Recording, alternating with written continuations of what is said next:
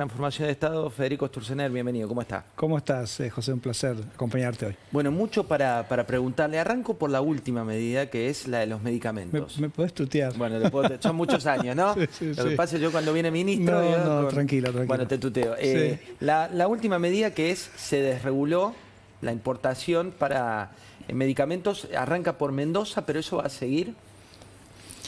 Me parece que es un muy buen ejemplo de cómo tenemos picado el coco. ¿En qué sentido picado el coco? Picado el coco, porque en realidad lo que nosotros simplemente le confirmamos al gobernador Cornejo, que él puede importar medicamentos. La ley lo autoriza a importar medicamentos. La ley lo autoriza a importar medicamentos sin pasar por el ANMAT desde hace 50 años. ¿Y entonces? Claro, entonces estamos en un país que si papá Estado no te viene a decir, podés hacer esto, aunque la Constitución te permita hacerlo, aunque la ley te permita hacerlo, vos pensás que no lo podés hacer, ¿no? Algunos laboratorios...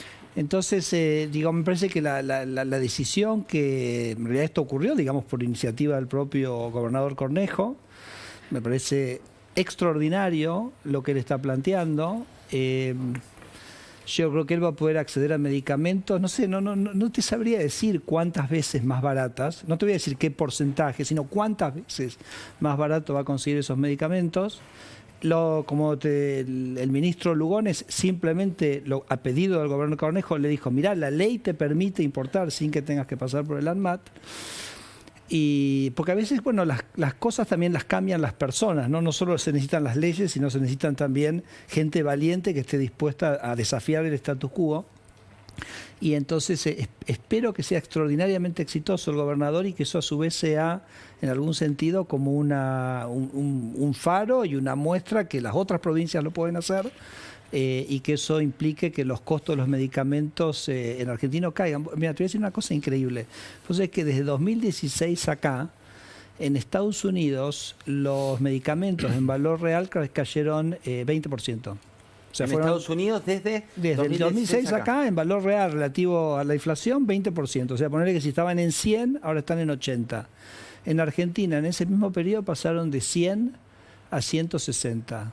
Es decir, que en los últimos 8 años el precio de los medicamentos en Argentina se ha duplicado respecto al de Estados Unidos, en términos relativos te estoy hablando. Así que para mi ministerio, para este gobierno, para un gobierno que está preocupado en que los medicamentos lleguen de manera más accesible a todos los ciudadanos argentinos, bueno, esto es como una prioridad bastante importante, ¿no? ¿Y a qué lo atribuyen que esa diferencia se haya dado en Estados Unidos? También India, que es el país del cual van a importar. El gobierno, digamos, durante el gobierno de Alberto Fernández, digamos, como todo se encarajinó, todo se protegió, todo se hizo muchísimo más difícil, los niveles de competencia, la protección del status quo subieron un montón y por eso hay veces aumento de precios. Pero bueno, ahora yo creo que esto de Alfredo realmente es un cambio bastante fundamental. Agradezco muchísimo al ministro de Salud también, digamos, ha respondido y ha actuado, digamos, con mucha firmeza, así que creo que empezamos a transitar un nuevo camino.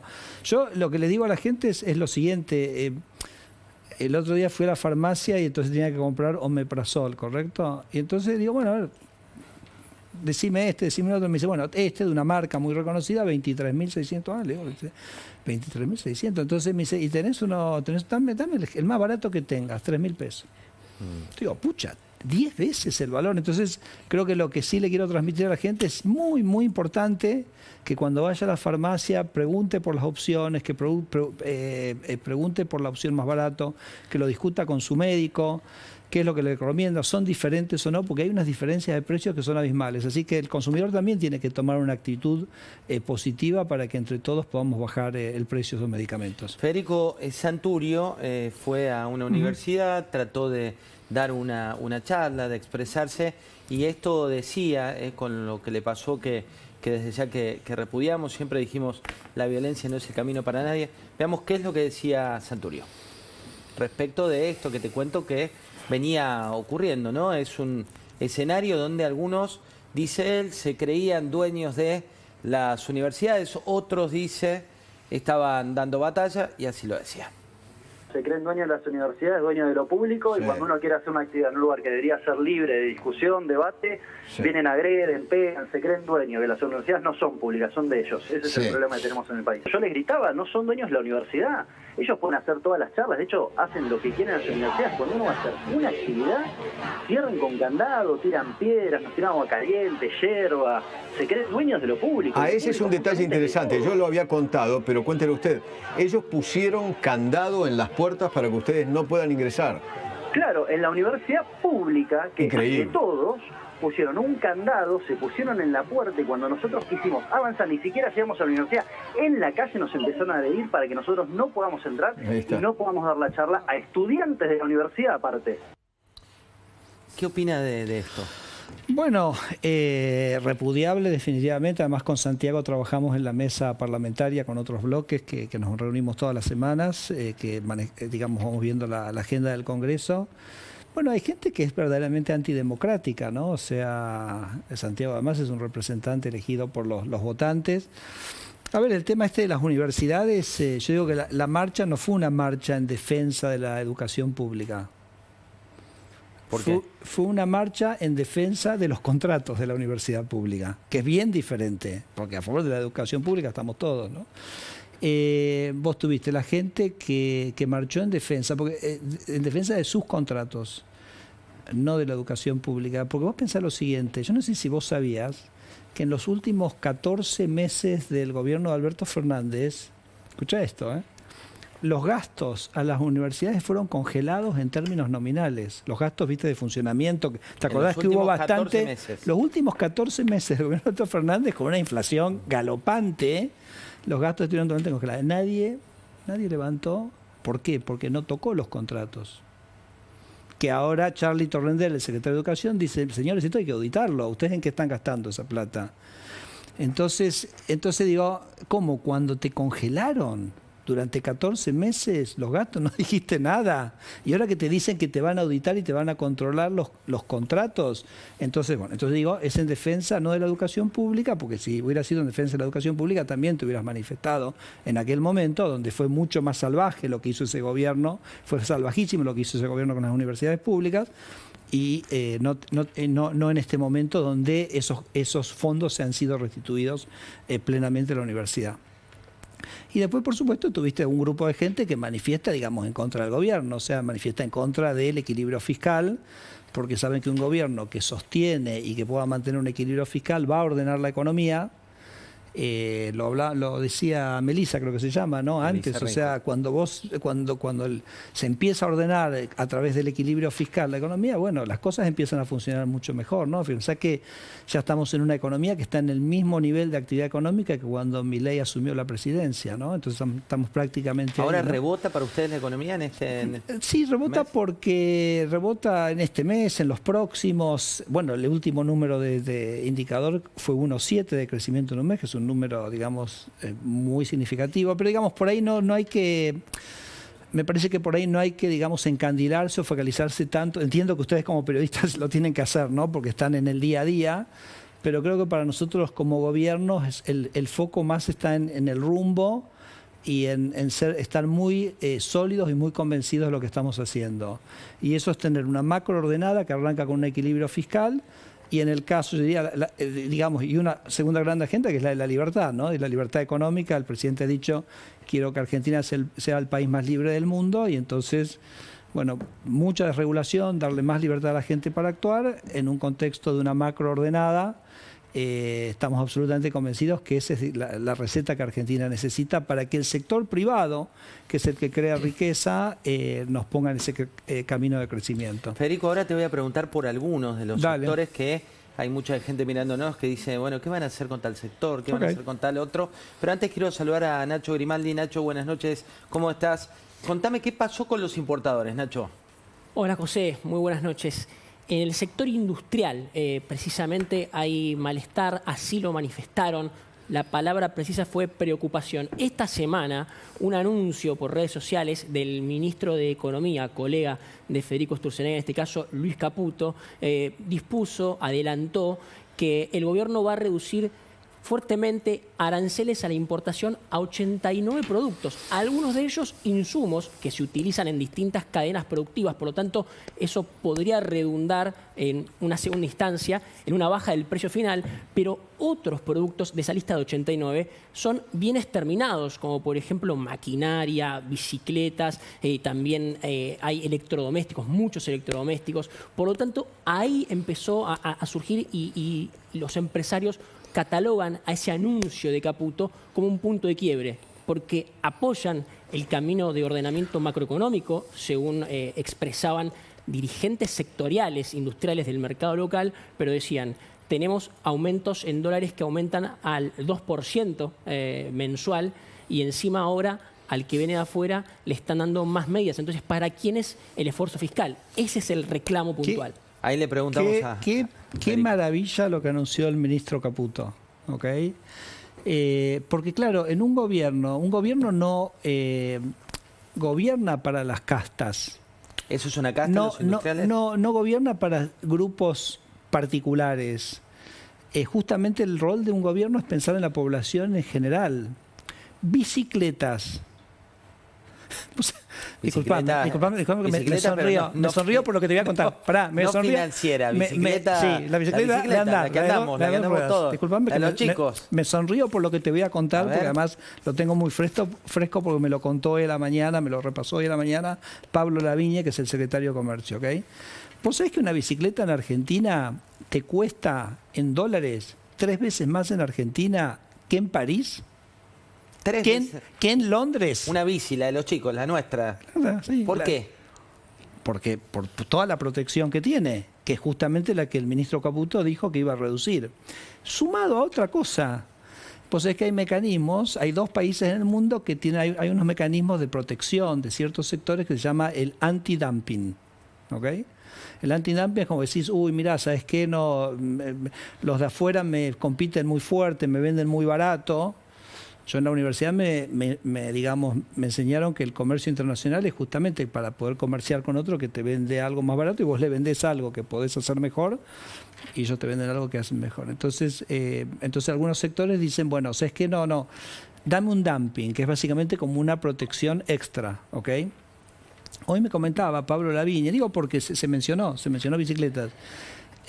Vos decís, bueno, te pongo un dumping por unos años o unos meses o lo que sea, te ordenas, seguís. ¿Sabes hace cuántos años tiene dumping, antidumping, bicicletas? ¿Cuántos años? 35 años. ¿Y qué O sea, hace 35 años no solo tenés aranceles gigantescos, sino que además tenés un mecanismo básicamente que hace imposible las importaciones y eso hace que los argentinos para comprar bicicletas. Bueno, y digamos aplica a muchos sectores. Déjame, te digo otra, ¿ok?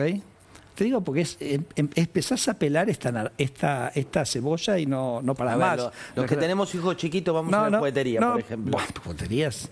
¿Qué va a pasar ahí? También. Entonces, digamos, además el juguete, tener juguetes baratos es absolutamente central para el desarrollo cognitivo de los niños, porque los juguetes son un mecanismo que ellos tienen. Entonces, que nosotros tengamos juguetes que sean tanto más caros que en el resto del mundo es un problema. Y eso viene por la combinación de los altos aranceles, de una cosa que se llama los reglamentos técnicos. Entonces, vos, por ejemplo, si querés importar un juguete, tenés que pasarlo a un test. O sea, es como decir, bueno, vos importás un Lego que pasó todos los tests de la Unión Europea, de todo, y entonces tenés que hacerle como un super test acá como para ver si efectivamente... Es como que vos me digas, importo un Tesla y voy a ver si el Tesla está a la altura de lo que necesita Argentina. Entonces estamos avanzando en una normativa ya más genérica que los productos que estén habilitados para consumo, por ejemplo en los países de la Unión Europea, tengan acceso directo al mercado local. ¿Pero por qué lo estamos haciendo? Lo estamos haciendo porque queremos defender al consumidor, que es el único que nunca se ha sentado a la mesa en este país de castas y en este país del status quo. ¿Eso va a bajar los precios? Tiene que bajar definitivamente los precios, ¿no? Entonces, en fin, te digo, el otro día, pero además hay cosas insólitas. Por ejemplo, el otro día me escribe una persona, porque yo, repito, tengo mi mail abierto, lo pueden ver en mi página, que es fsturzenegger.com.ar. Le invito a todo el mundo, fsturzenegger.com.ar, si pueden ponerle... ¿Y ahí qué te ponen? No, pero no te puedes imaginar las cosas que me ponen. Entonces uno me dice, Federico, ¿me ayudás con el paquete de las sandías? el packaging de las sandías. Me dice, porque me hacen poner un packaging que después no me lo permiten, entonces no puedo exportar porque me obligan a poner un packaging que del otro lado no me aceptan. Te digo, no puede ser. Entonces pongo envases Senasa, ¿ok? Y me sale una resolución del año 83, gobierno militar, porque los militares, viste, tenían esa cosa, ¿no? De ordenar todo y decirte cómo tenías que hacer todo, etcétera. Entonces arranco a leer 100 páginas.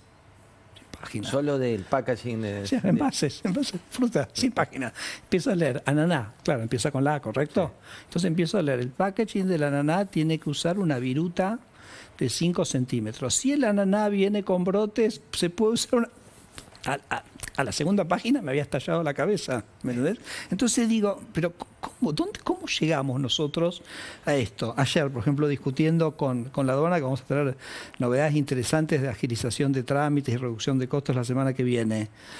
Hay una resolución, la 709 de aduana, que dice que para importar un producto, cuando se verifica la mercadería, tiene que haber... no te terminé de contar lo de chatarra, me fui por las ramas y me olvidé de chatarra. Ahora te digo dos ventanas, voy a cerrar las dos. Entonces, dice, para importar un producto tiene que estar presente en la aduana un representante del sector que produce el producto acá. ¿Me entendés lo que te estoy diciendo? O sea, voy a importar calzados para que te dejen pasar el container. Hay un veedor de la industria del calzado acá. Tengo que repreguntarte dos cosas. Pará, y de la chatarra después me preguntas. No, la primera que te repregunto es, vienen anuncios la semana que viene, vos le decís te están mirando gente de aduana, gente de importadores, ¿qué tipo de anuncios? No, anuncios que van, o sea, el kirchnerismo fue metiendo como capas. No te quiero dar mucho detalle porque lo vamos a anunciar conjuntamente con el ministro Caputo el martes, ¿ok? Pero y con la directora de la FIP, Flor Misraji, y el director de aduana, que es Eduardo Mallea, ¿ok? El kirchnerismo fue metiendo capas de trámites, y cada uno de esos trámites costaba, y cada uno de esos trámites era una oficina de peaje, ¿correcto? Entonces la mejor agenda en contra de la corrupción es la desregulación, ¿ok? Entonces vamos a anunciar el martes que vamos a empezar a sacar alguna de esas capas, ¿ok? Eso va a implicar una reducción del costo para el que importa y una mejora en el precio para el que exporta, ¿correcto? Entonces vamos, digamos, a reducir los costos del comercio internacional para Argentina. Eso es la... ¿Chatarra querés completar eso? Y claro, lo de chatarra es increíble. O sea, ¿sabías que está prohibida la exportación de chatarra? No. No, ok, no, tampoco. Cuando llega el ministerio, ¿cómo? Prohibida la exportación de chatarra. Entonces, claro, ¿y quién podría estar interesado en que la exportación de chatarra esté prohibida? Te digo... La gente que produce acero en Argentina, porque vos la chatarra la usás para fundirla, el acero. Asindal y Techín, ¿ok? Digámoslo, ¿por qué no lo vamos a decir? Prohibida la exportación de chatarra. El precio de la chatarra es 40% más bajo que el precio internacional. Y a su vez, la importación de acero tiene unas tarifas impresionantes. Entonces vos, el insumo lo comprás barato y el producto lo compras caro. ¿Ok? Entonces digo, ¿pero cómo es esto? Entonces me dice, no, la chatarra es un bien estratégico. Es un bien estratégico, la chatarra es un bien estratégico. Escuchadme, da risa. La chatarra es un bien estratégico, entonces no se puede exportar. Como las vacas, no se pueden exportar, ¿te acordás en la época de Moreno? Sí. Entonces yo le digo, bueno, en realidad no, yo parte de mi equipo, porque yo no estaba en esa reunión. Le dice, bueno, si no se puede exportar la chatarra, entonces tampoco se podrá exportar el acero. Porque ¿cómo vos exportás el acero? El acero no es estratégico y la chatarra es estratégico. ¿Eso es un lobby de quién? Bueno, el lobby de esos productores de acero. Federico, ¿cómo se ordena la macro de este árbol tan, ustedes lo llaman hojarasca, porque van sacando hojarasca, pero digo, la macro de tu micro, porque vos pasas de la chatarra a las sandías, a los medicamentos y algunos, digo, al momento de priorizar, sobre todo que vos tenés un perfil muy de jerarquizar la toma de decisiones, ¿cómo se prioriza entre es difícil esa pregunta. O sea, vos tenés grandes temas, ¿no? A veces podés priorizar por ver cuáles son los sectores de la economía que tienen diferencias de precios grandes.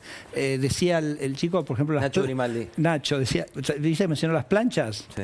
Otra, las planchas en Argentina valen 3 veces más de lo que valen en San Pablo, ¿no? Entonces, vos podés tener, cuando vos tenés mucha diferencial de precios, te das cuenta que ahí tenés un problema. Entonces, por ejemplo, medicamentos tenés mucha diferencial de precios, con los precios internacionales sabés que tenés un problema. Después tenés grandes temas, ¿no? O sea, digamos, aduana es un gran tema. Cuando yo recibo los comentarios de la gente que me manda por mail, bueno, aduana es un gran tema, AFIP es un gran tema, obviamente el exceso regulatorio está en todos lados de la economía. Así que bueno, medio avanzamos, te digo, en este momento, así digo, como un ejército que avanza, digamos, en todos los frentes simultáneamente, y a veces hacemos cosas que son más importantes, a veces hacemos cosas que son menos importantes. Por ejemplo, te digo una cosa, transporte es un gran tema en sí mismo, entonces ya hicimos aerocomercial. El lunes con el ministro Luis Caputo vamos a anunciar una regulación muy significativa en transporte de pasajeros, o sea, en la parte, ya hicimos transporte de cargas, transporte de pasajeros, y después vendrá la parte de navegación.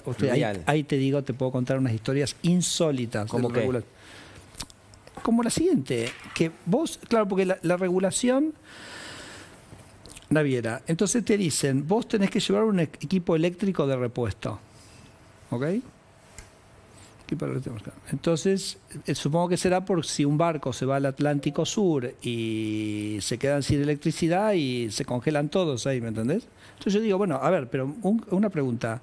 Si vos gastaste $200 millones en un barco, con una tripulación de 100 profesionales, ¿no tenés, digamos, la capacidad de discernir si necesitas llevar o sea, te gastaste 200 millones, no los tenemos nosotros, ¿entendés? En 10 vidas no los tendríamos nosotros.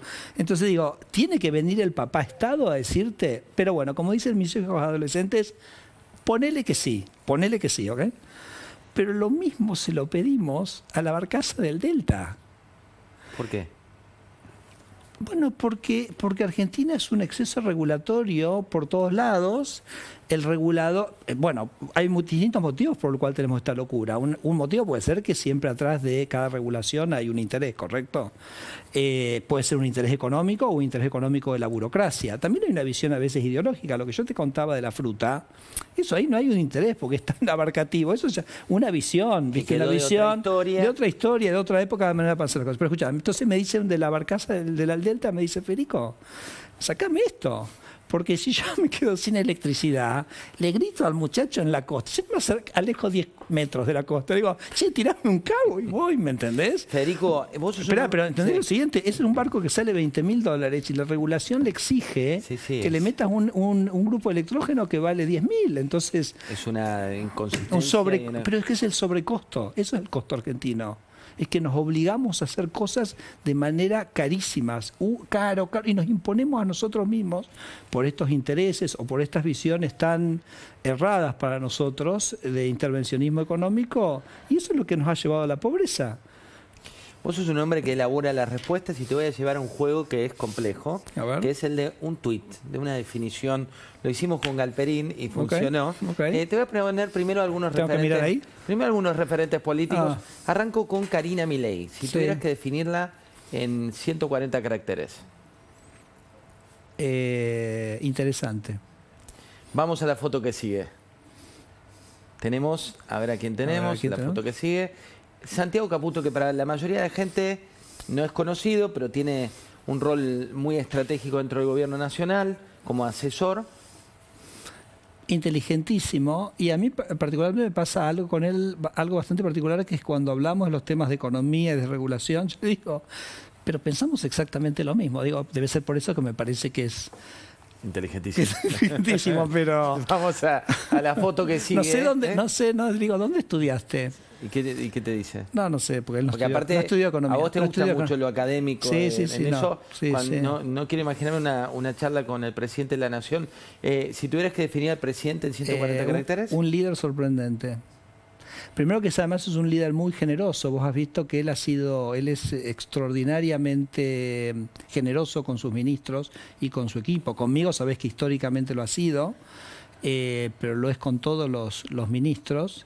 Eso le da mucha fuerza al grupo para trabajar porque tenés la confianza del presidente, pero al mismo tiempo con una convicción y una claridad en sus ideas que yo nunca he visto. Y bueno, y una valentía, me pasé de los 140 caracteres, Sí, ¿ok? pero no estás importa. definiendo Pero al presidente. además la valentía y la convicción que tiene este señor es realmente impresionante. Tengo una foto Para mí más. es un verdadero honor poder trabajar con él. Y le digo, y además, él ha conformado un grupo de gente muy homogénea en su pensamiento. Entonces, cuando pensá que mi ministerio es muy transversal, o sea, yo trabajo con secretarios de distintos ministerios, y lo que me encuentro típicamente cuando vamos a plantear un tema es que todos pensamos más o menos lo mismo. Entonces, ya la discusión no es sobre qué vamos a hacer, sino en todo caso cómo hacerlo, los tiempos para hacerlo, etcétera.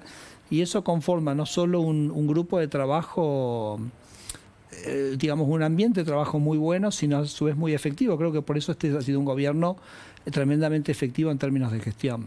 Una foto A ver, más, ¿quién la más? última A ver, foto ¿quién más? del gobierno, Toto Caputo. Un gran ministro de Economía. Con él trabajamos extraordinariamente bien. Para mí es como que tenemos un pacto. Él, digamos, me permite hacer en los temas de regulatorio. Por ejemplo, las dos cosas que vamos a anunciar juntos el martes, que es transporte. Transporte está en el Ministerio de Economía, entonces hemos trabajado muchísimo con el secretario de Transporte, y lo que vamos a anunciar el martes con Flor Misraji y Eduardo Mallea también son áreas de Luis, ¿no? Pero él a su vez sabe que yo soy el defensor más fuerte que tiene del superávit fiscal, ¿no? Porque acordate que a mí me toca el tema de la transformación del Estado, o sea que, ponerle entre comillas, la motosierra me toca a mí, que es un gran aliado del superávit y del equilibrio fiscal.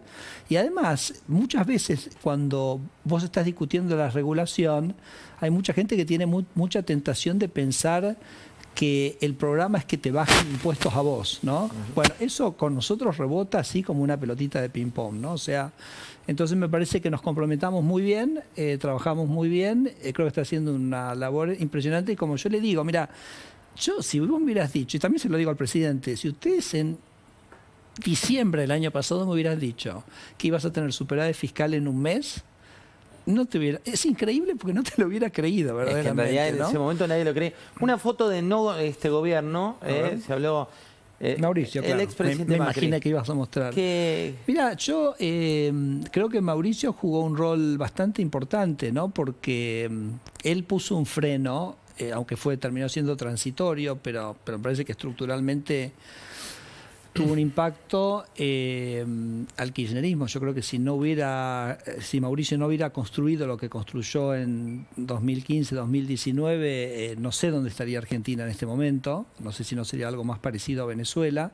Y él lo hizo con una extraordinaria generosidad en el siguiente sentido, que él, para lograr eso, tuvo que conformar un gobierno con gente que no pensaba como él.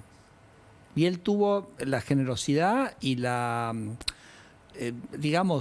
habilidad política también, y la intuición política y la grandeza. Es una combinación de cosas, y armó algo que yo creo que después, en términos de la gestión de gobierno, digamos en algún sentido, porque yo te comentaba antes, ¿te acordás? Que una cosa que yo encuentro extraordinaria del grupo es que Javier armó un grupo de gente muy homogénea, entonces eso hace que el gobierno funcione bien y se mueva con agilidad y pueda gestionar. Yo creo que el grupo que conformó Mauricio, eso fue mucho más difícil, pero fue porque él supo que tenía que hacer eso, porque si no, no le ponía un freno al kirchnerismo. Y yo creo que eso fue, digamos, algo que él le legó y le permitió quizás a Argentina que no se consolidara un proceso que para mí verdaderamente nos llevaba a la catástrofe. Federico, voy a sumar a Nacho Grimaldi con una pregunta para vos. Nacho, te doy el pie para hacerle la pregunta a Federico, dale. Sí, buenas noches, ministro, que antes no lo había saludado. Quiero ir a propósito de la cuestión que usted mencionaba de su función como el principal defensor del equilibrio fiscal. Y es un tema que está en agenda, la cuestión universitaria, el financiamiento universitario. Hasta aquí los números oficiales indican que el superávit financiero que alcanzó y que acumuló el gobierno en lo que va del año es de 0,4 puntos del PBI, 0,4, acordémonos de esa cifra.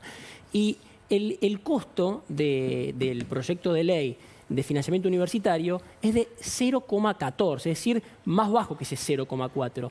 ¿Por qué, si esto no daña ese superávit financiero acumulado hasta este año, el gobierno insiste con vetar la ley? Bueno, primero porque nosotros sabemos que durante el año hay, digamos, no son homogéneos los superávit fiscales de todos los meses. Entonces, el hecho de que nosotros tengamos un superávit acumulado en este momento es un buffer que nosotros necesitamos para cerrar el año con superávit fiscal. Todos sabemos que diciembre es un mes bastante más complicado, ¿ok? Pero más allá de eso, me parece que algo que es muy, muy importante es, vos sabés que el presidente le da mucha importancia a los conceptos y a lo que él llama la batalla cultural. Y nosotros, un punto que nos parece absolutamente central es que lo que es totalmente inadmisible como concepto, más allá de que estés de acuerdo o no con el gasto, es que el Congreso no puede emitir leyes para gastar sin hacerse responsable de ver cómo se va a financiar ese gasto.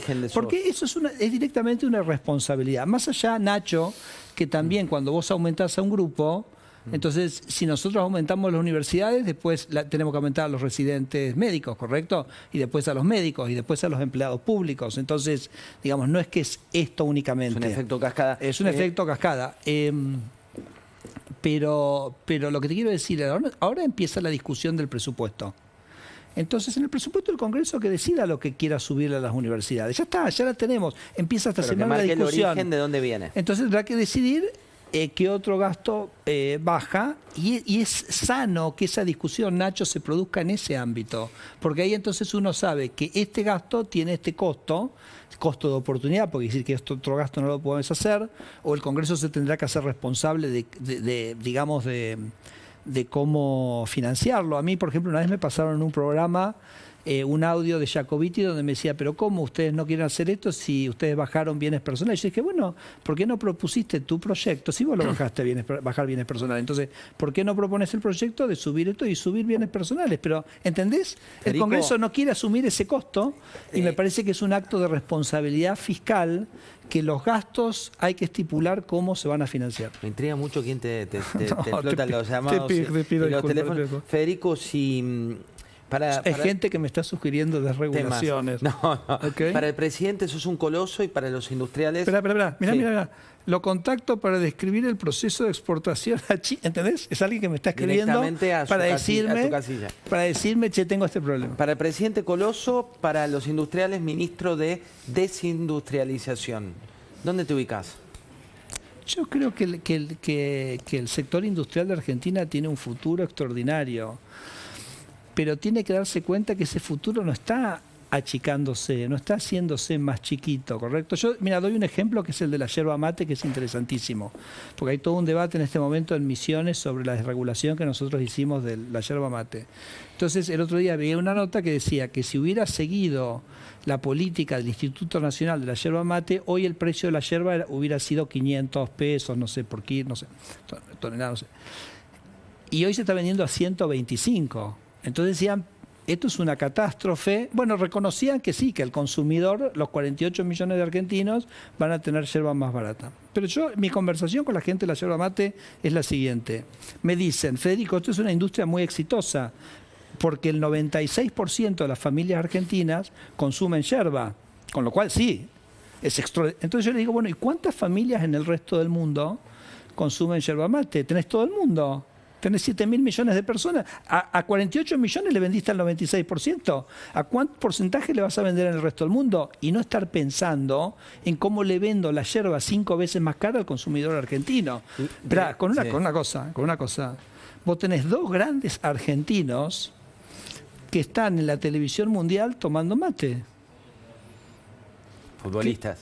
Leo Messi con mate, o sea, digo, lo tenés a Leo Messi tomándote mate, tiene que ver con lo que me preguntás de la industria, ¿no? Y ahora lo tenés a Franco Colapinto tomando mate. Entonces yo le digo, muchachos, Nike pagaría fortunas para tenerlo a Messi. ¿Y aquí cuánto estás vendiendo? Entonces digo, me parece que a la industria le pasa lo mismo. La industria tiene que animarse a competir en el mundo y no decir la manera que yo voy a hacer, voy a sobrevivir es haciendo que Argentina sea el país más caro del mundo para los consumidores, uno de los países con Brasil más cerrados del mundo, donde vivo porque prohíbo que se exporte mi insumo, como hablábamos en el caso de la chatarra. Pregunta final, Meli Reinhold, la tuya. Buenas noches, ministro. Bueno, estoy en la parte financiera, así que no podía dejar de preguntarle. Usted tiene la misión de ir desregulando y una de las grandes preguntas es ¿qué va a suceder con el cepo cambiario? La semana que viene usted va a estar disertando con el presidente de la Comisión Nacional de Valores sobre desregulaciones del mercado cambiario. Han levantado algunas medidas desde que asumieron el gobierno, sin embargo, por ahí el mercado está esperando todavía un poquito más. ¿Qué podemos esperar? ¿Serán algunas medidas puntuales? ¿Iremos en capa? Sí. No, yo voy a estar disertando sobre las desregulaciones que hemos hecho, por ejemplo, desde la en micro de las warrants, finanzas, en pagaré mercancía y una serie de instrumentos financieros que le hemos ofrecido. Te pido 1000 disculpas, Melissa, pero me parece que en esos temas tan sensibles el gobierno tiene que tener una única voz. Esto ya me han escuchado varias veces en esto. Me parece muy importante. Esta voz es la de Luis Caputo sobre estos temas, así que me voy a abstener de, digamos, hacer opinión sobre eso, pero simplemente porque me parece que es más orgánico que lo haga el propio ministro. Pero en el términos financieros sí hemos tenido también una agenda de regulación muy importante. Pasó la hora, ministro, pasó volando. Me quedaron varios sectores. Usted sabe que me sale usted por ministro. Me llegaban a mí mensajes, me decía, ¿qué va a hacer? Última. En un tuit, ¿puedes responder en un tuit? Sí, dale. Textiles. Hay mucha preocupación respecto de qué puede pasar. Pero la gente se va, la ropa. La gente es mucho más, la ropa es mucho más barata en el resto del mundo. ¿Y qué se puede cambiar? Bueno, no, hay que abrir mucho más ese mercado. Y la última que me llegaba mucho también, y seguramente la podías consumidor, digamos, alguien tiene que pensar en el consumidor, ¿no? Te preguntaban respecto de... Espera, y te puedo decir una cosa, discúlpame, te puedo decir una cosa. Sí. Hay una falacia, ¿no? Y la falacia es que cuando vos protegés a un sector, protegés el empleo. Y eso es totalmente falso. ¿Por qué? Es totalmente falso. Porque cuando vos a una persona le haces pagar, ponele, el triple de una cosa, esa persona tiene mucha menos capacidad de gasto en otros bienes. Entonces, cuando yo le abarato a alguien la ropa, a la gente le queda un excedente de recursos que lo gasta en otra cosa. ¿Se entiende? Entonces no, digamos, no existe la promoción. Lo que existe es el favoritismo, es mover de un lado a otro.